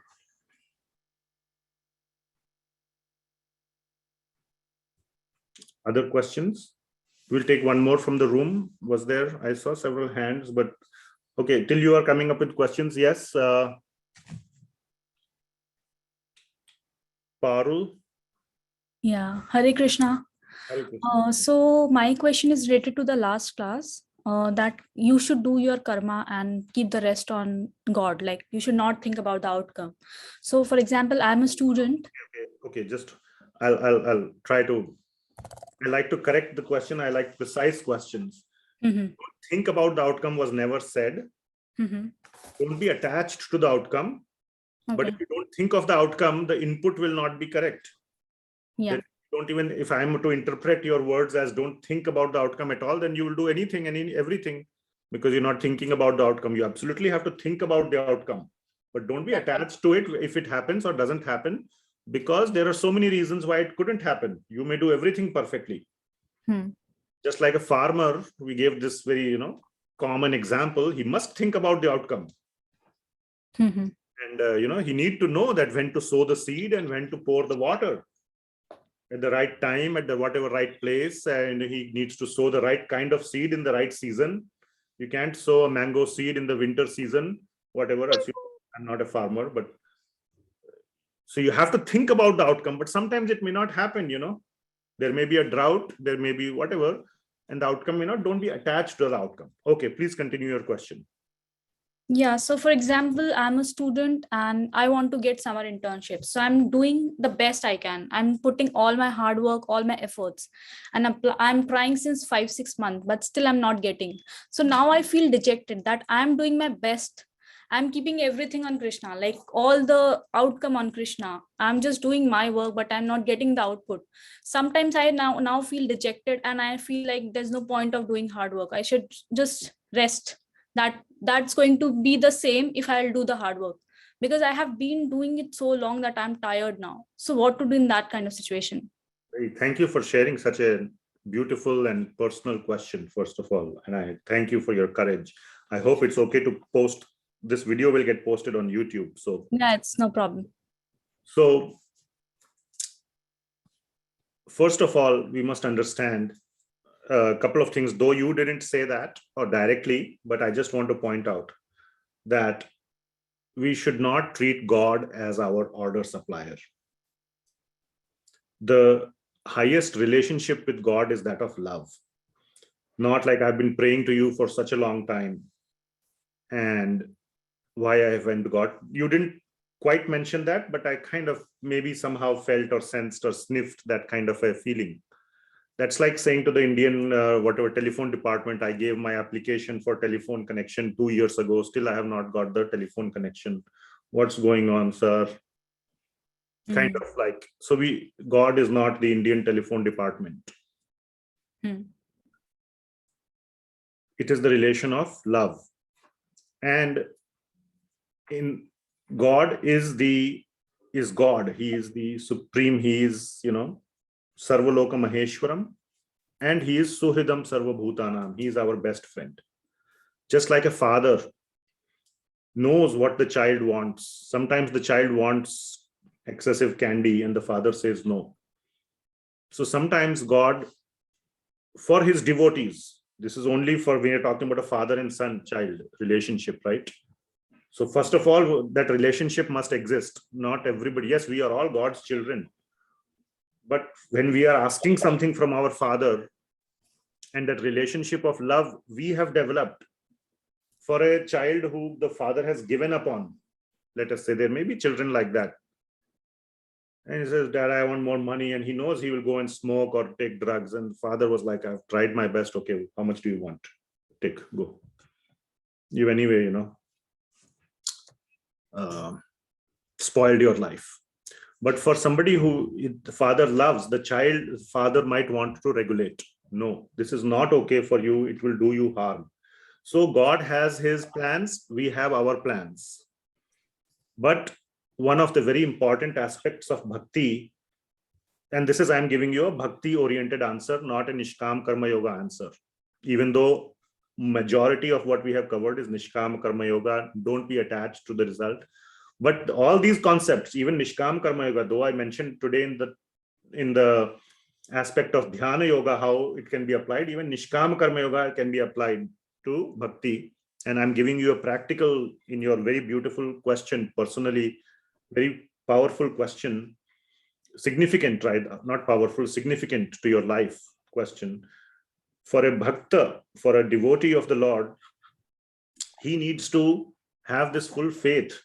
Nishkama karma yoga in bhakti is having this full faith that my dear Lord's plan is better than my own plan for myself.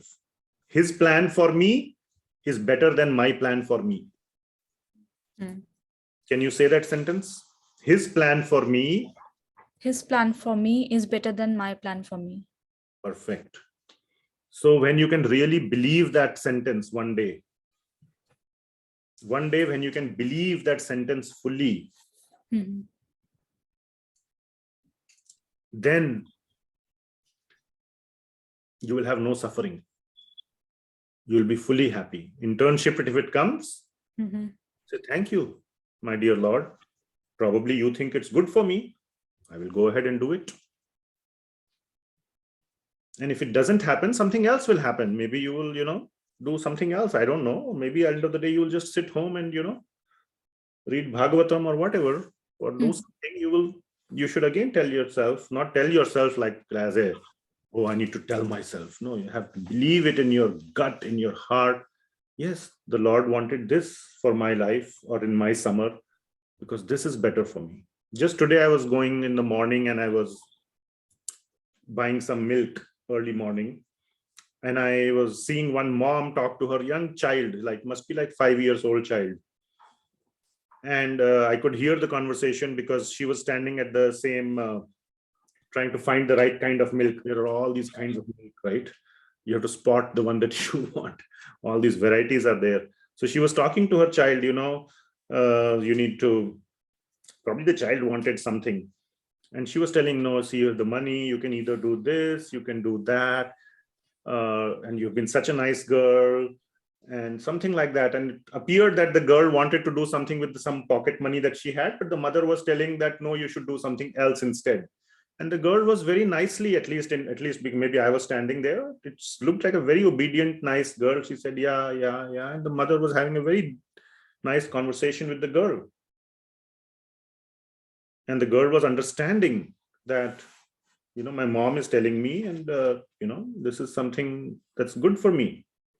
And I would agree to that. That is bhakti. That little girl was a good bhakta of her mother. Like that, we have to become good bhakta of Bhagawaan. And Bhagawaan will speak to us. Initially, he speaks to us through the Shastra. Next, he speaks to us through sadhus who repeat the Shastra. They don't have anything radically different to say. And then he speaks to us through Guru, a physical Guru. And then he speaks through the Guru as Paramatma. By that time, we have become tuned to hear Paramatma's voice. There was a question in the room, how do we differentiate between the God's instruction versus, some mind illusion, some noise. So through this process of Shastra, Sadhu, and Guru, we develop our signal processing framework, signal processing software, which will have that ability to filter out the noise and leave us with the pure signal. I don't know which, when you said you're a student looking for internship, I think you're at least you're an adult. So yeah. You understand signal processing and filtering the noise and getting the pure part of the signal. Got it. So this process of Shastra, Sadhu, and Guru, you have to go through it. This is a study. That's why it is called Swadhyaya. It's not a matrix kind of thing, where you inject the program in your brain. You've seen the Matrix movie. They inject the helicopter flying program, injected. Now suddenly you know how to fly a helicopter. So it doesn't work overnight.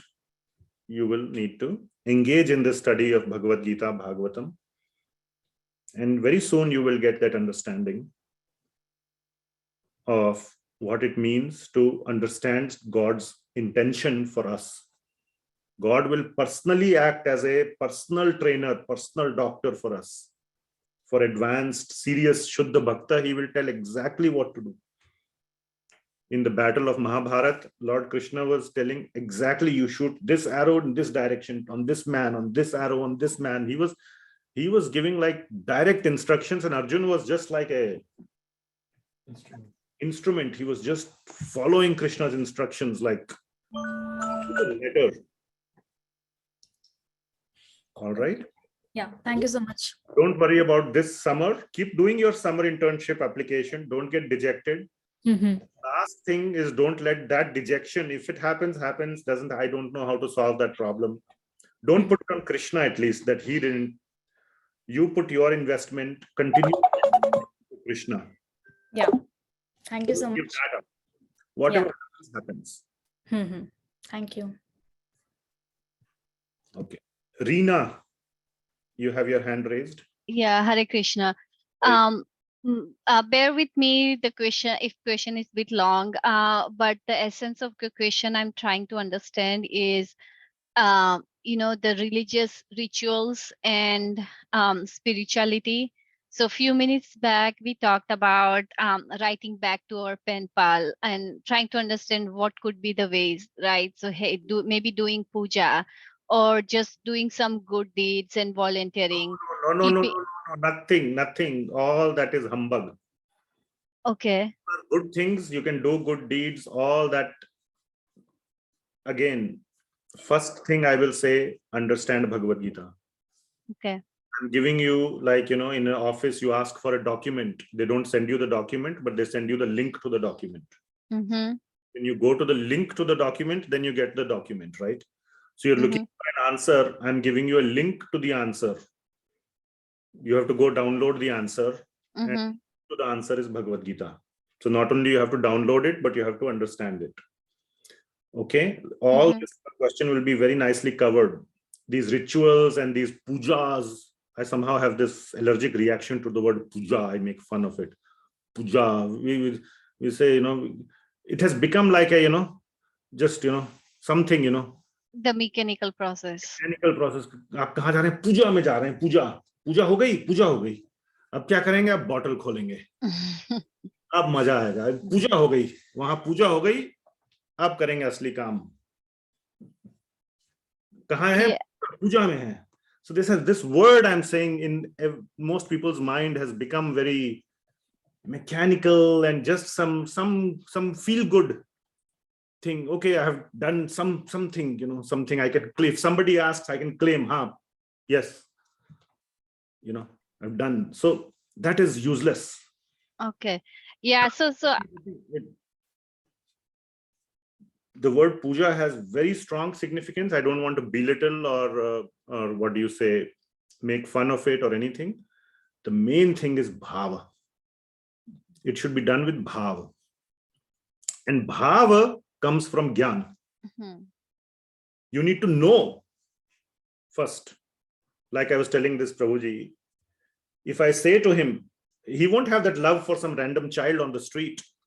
But now if I tell him this child in the previous life was your father whom you loved so much, at least now the gyan is there. The bhav may still not appear. That's TBD, to be determined. But at least the gyan is the first step. Then you have to develop the bhav. And then whether you go hug the child or you put him on your head or you go take him to Disneyland is the process of expressing the love. So when you have the bhav for Bhagawaan, whether you do pooja, so to say, in a funny way, or you just sit in front of his picture and say a heartful prayer in English or in your whatever language, that is puja. That's the best puja. It's not about, doing some rituals without knowing. Then you might just as well stop.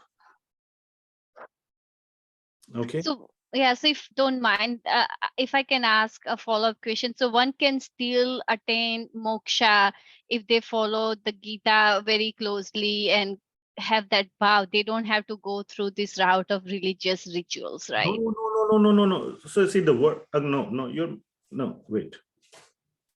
The religious rituals that you're talking are very meaningful. Maybe please forgive me for kind of making fun of this in a funny way. I'm trying just to be a little humorous and funny. They have a lot of meaning. Okay. There is a lot of significance. We end up just doing it mechanically for a feel-good factor. The problem is in us, not in that process.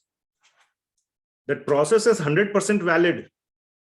But it has its effect only when we know what we are doing and with proper, not only the knowledge, as I said, but the feeling. And the feeling comes from knowledge. So after that, then when you do it, it will have its full effect. And that is the right process. So I'm not saying don't do that. Ultimately, through this jnana and bhava, it will ultimately tell you to do that. But that is the effective way to do it. Your people are jumping to the third step by omitting step 1 and 2, which renders the third step useless or ineffective. I hope I'm being very clear. I mean, how more clear? No, it helps. Okay. So the process is valid, but it is completely invalid or ineffective if you skip the first 2 steps. So all that Bhagavad Gita will ask you to do is to do it in the sequence and make it effective. And then there could be that. That's why there are so many types of pujas. Okay. And then you can pick whatever you want. Like, are you a mother of a child? Yeah.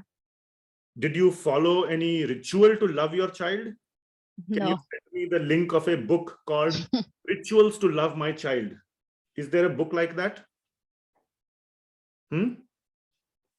No. No. Because mother knows how to love the child. The bhav is there. Then there is no need for ritual.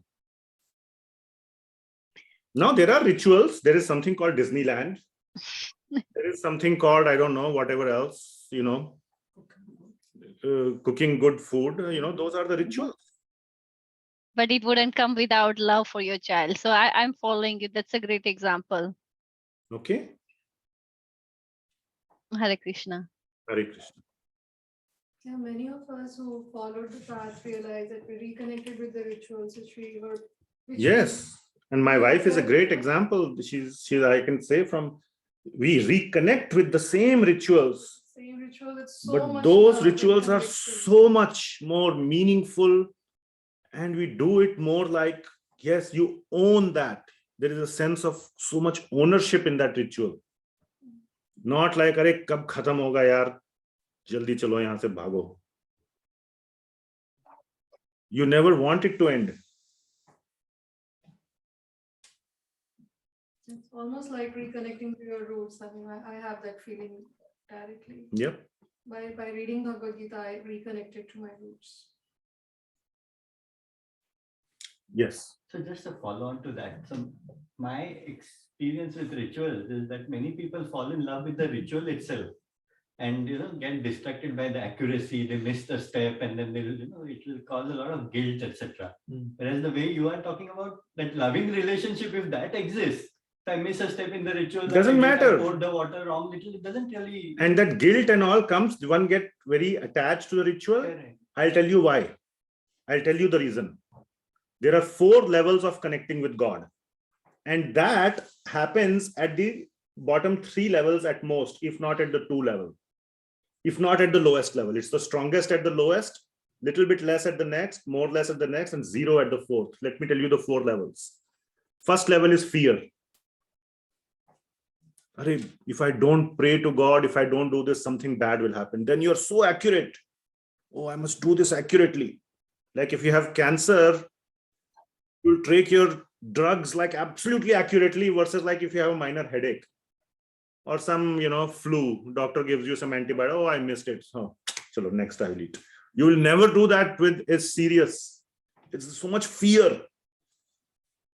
So out of fear, there may be, and that gives guilt and this and that. The next level is desire. Desire. Then you want something. Fear means to lose what you already have. Nobody wants to lose what they already have. This is a statistical study done. The fear of losing what you have is greater than the potential gain that you may get and not getting it. So that is desire. The third level is duty. Oh, I must do. Period. I must do it. And the 4th level is love. FDDL. Fear, desire, duty, love. Remember this acronym. FDDL. Try to reach the level of love. Otherwise, yes, you will try to be accurate, but your motivation, you have to go inside your heart and see, why am I trying to be so pakka? So, and they may do that, their worship of the Lord very nicely, very accurately. But somewhere in the heart, there will be, God, just protect my children. Keep them safe. Meri umar unko lag jaye. All that is a material desire. Or fear, desire, somewhere there. That generates a lot of accuracy, a lot of those things may be there. And sometimes there is genuine love for God. And it may come from past life. It may come from various angles. So in the subconscious, it is there and it's just out of love. I don't deny that. So you have to see why that accuracy and all, or so much this thing is there. There could be different reasons for it. It's good to analyze so that you can go to the highest level of love. If you don't diagnose where you are, how will you go in any direction? First diagnosis, then progress. Any other question?